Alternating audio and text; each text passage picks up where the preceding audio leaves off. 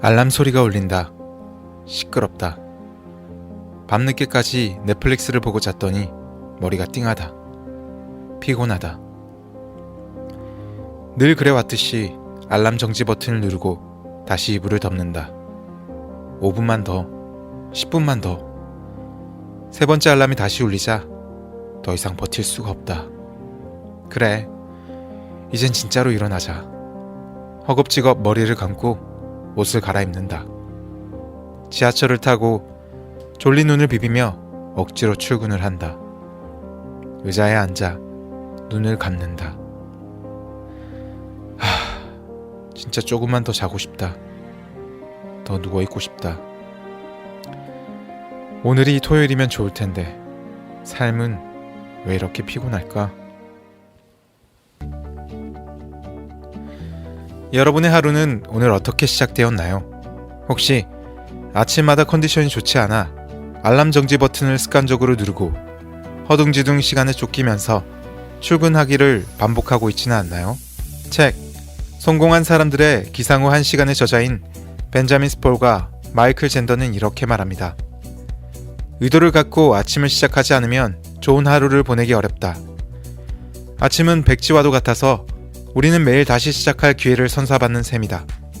일어나서 맨 처음 하는 행동이 단지 화장실에 가는 단순한 것이더라도 여기서부터 습관의 더미, 즉 꼬리에 꼬리를 무는 행동의 연쇄가 시작된다. 의도를 가지고 반복하는 꼬리에 꼬리를 무는 행동 연쇄, 그것을 루틴이라고 부른다.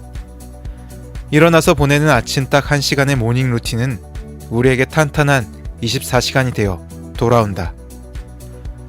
우리가 우리의 내면에 자리한 에너지, 주의력, 차분함에 발을 담그고 아침을 시작하면 하루 내내 일종의 승리감을 맛보게 된다는 말이다.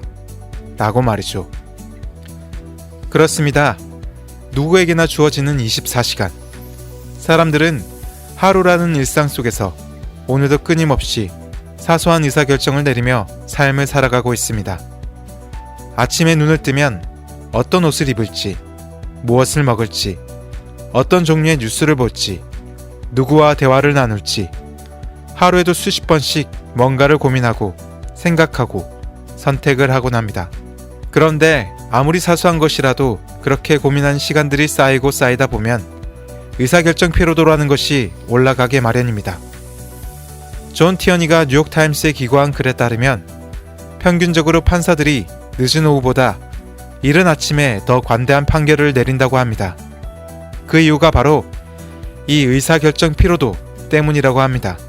그럼 날마다 반복되는 의사결정 피로감을 줄이는 방법은 무엇일까요? 그렇습니다. 미리 다음날 해야 할 계획을 세우고 일할 때 입을 유니폼을 정하는 것입니다.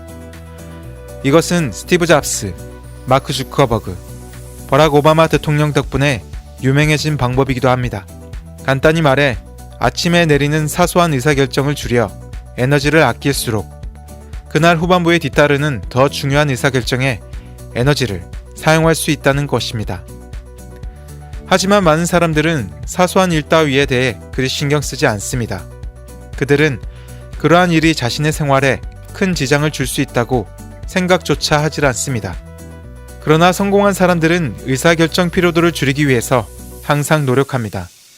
아니, 좀 더 정확히 말하자면 의사결정 피로도를 항상 마음속에 염두에 두고 하루를 계획하고 준비하고 행동한다고 말하는 게 더 정확할 것 같습니다.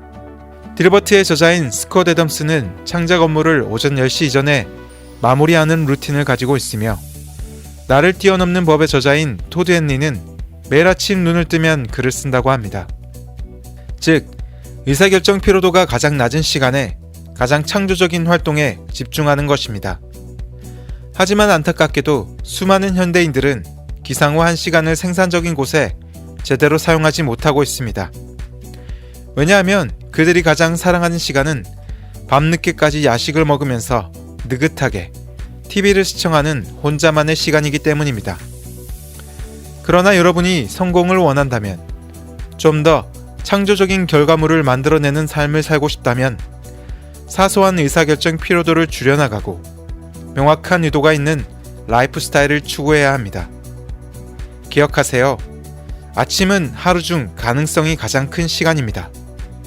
당신의 소중한 아침에 어떤 의도를 가져볼 것인가? 벤자민 스폴, 마이클 젠더.